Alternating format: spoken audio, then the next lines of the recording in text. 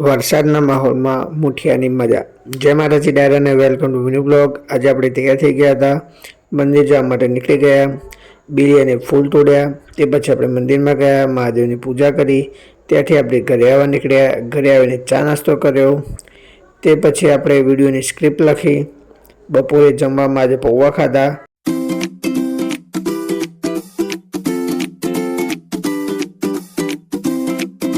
તે પછી સાંજે આપણે 4 વાગે ભૂખ લાગી હતી એટલે આપણે ડેરી મિલ્ક ચોકલેટ ખાધી, પણ તેનાથી થોડી આપણું પેટ ભરાય। તે પછી આપણે સાંજે નાસ્તો કર્યો।